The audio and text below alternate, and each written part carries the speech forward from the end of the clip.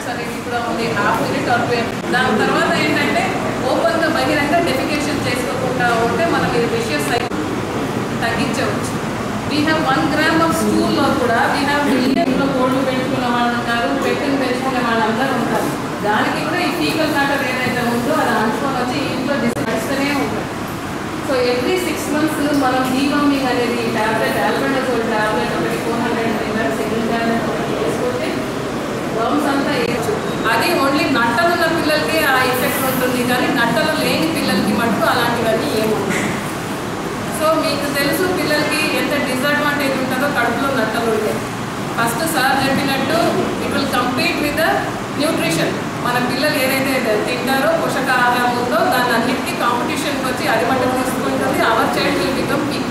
Every child is our child and that is what we will. So children will become participate. Kindly promote National Deworming Day. It's on August 10 and February 10. So మన పిల్లల్ని సేఫ్గా ఉంచుకోవచ్చు. Single chewable tablet అందరూ గుర్తుపెట్టుకోండి. చప్పరించి మింగే tablet size కొంచెం పెద్దగా ఉంటుంది కాబట్టి ensure all children chew the tablet. Okay, thank you. అది ప్రతి స్కూల్లో మీరు డిస్ప్లే మటుకు పెట్టండి. Available in your school or not అదే.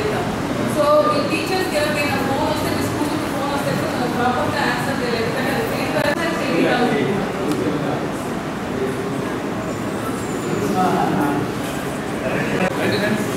మీరు పెద్ద స్కూల్స్ తీసుకోండి.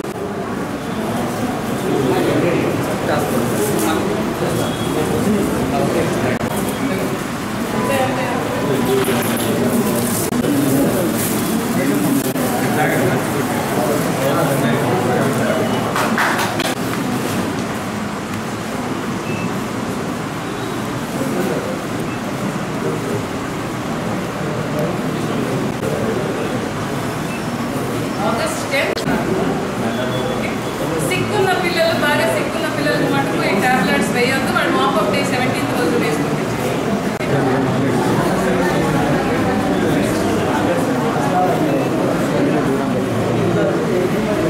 నేషనల్ డీవర్మింగ్ డే ఉంటుందండి.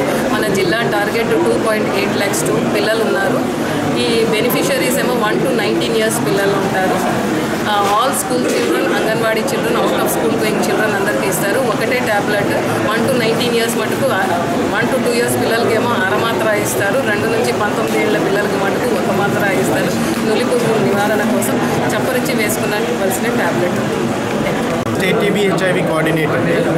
ఇప్పుడు టీబీ చాలా ప్రతిష్టాత్మకంగా కేంద్ర ప్రభుత్వం రాష్ట్ర ప్రభుత్వం తీసుకోవడం వల్ల దీన్ని నిర్మూలించాలని 2025 కల్లా ఎన్టీబీ స్ట్రాటజీ ఫాలో అవుతున్నాము.